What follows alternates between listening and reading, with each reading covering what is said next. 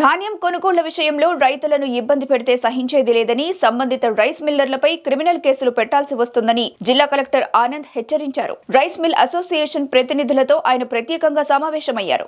ధాన్యం కొనుగోలుకు సంబంధించి ప్రభుత్వం ప్రకటించిన కనీస మద్దతు ధరను రైతుకు చెల్లించాల్సిందే అన్నారు. అంతకంటే తక్కువకు కొనుగోలు చేస్తే ఆయా దళారులు, వ్యాపారులపై తీవ్ర చర్యలు ఉంటాయన్నారు. మిల్లర్లపై కేసులు పెట్టే వరకు పరిస్థితిని తీసుకురావద్దన్నారు. ఈ యొక్క సీజన్లో సుమారుగా 11 లక్షల దాకా ప్యాడీ హార్వెస్ట్ అవుతాయని మనం 11 లక్షల దాకా మెట్రిక్ టన్నులు హార్వెస్ట్ అవుతాయని సుమారుగా మనం ఎస్టిమేట్ చేసుకున్నాము. సో దాంట్లో అప్రాక్సిమేట్లీ ఒక 1.5 lakhs సెల్ఫ్ కన్సంప్షన్ పోగా రిమైనింగ్ అన్నీ కూడా మార్కెట్కి వస్తాయి.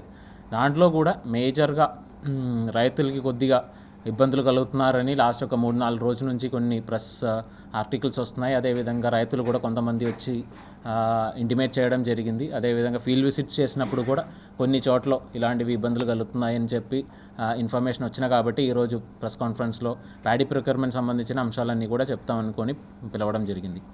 సో జిల్లాలో మేజర్గా 3 వెరైటీస్లో ఆర్ఎన్ఆర్, కేఎన్ఆర్, అదేవిధంగా బీపీటీ వెరైటీస్లో బీపీటీ వెరైటీలోనే కొంతవరకు ఇబ్బంది కలిగిన పరిస్థితి ఉంది ఈ సంవత్సరంలో. మిగిలినది కూడా రేట్స్ కొద్దిగా బాగానే ఉన్నాయి. సో ఈరోజు పొద్దున ఆల్రెడీ మిల్లర్స్ వాళ్ళందరితో కూడా మీటింగ్ పెట్టడం జరిగింది. ఎటువంటి పరిస్థితిలో జిల్లాలో ఎంఎస్పి మద్దతు ధర కానీ తక్కువ రేటుకి కొనడానికి వీలు లేదు అని చెప్పి ఆ విషయాలు మిల్లర్స్కి క్లియర్గా చెప్పడం అయితే జరిగింది. ఒకవేళ ఎక్కడైనా ఆ విషయాలు దృష్టికి వచ్చినట్లయితే ఖచ్చితంగా వీలైన కేసెస్లు అన్నింటిలో కూడా మనం క్రిమినల్ యాక్షన్కి వెళ్ళిపోతామని కూడా క్లియర్గా వాళ్ళందరికీ చెప్పడం జరిగింది.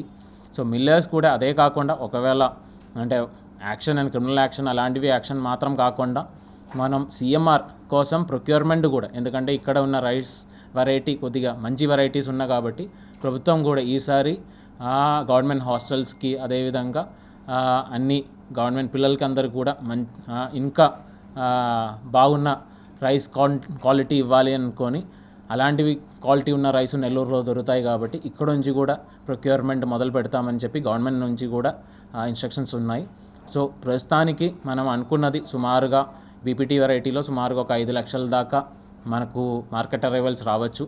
దాంట్లో మినిమం ఒక 50% మనం కొంటామని అనుకుంటున్నాము.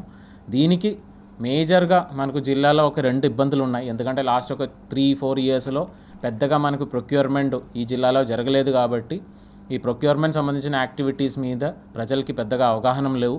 మన ఫార్మర్స్కి పెద్దగా ఈ యొక్క ప్రొక్యూర్మెంట్ ఏ విధంగా చేయాలని సంబంధించి దాని మీద అవగాహన లేవు.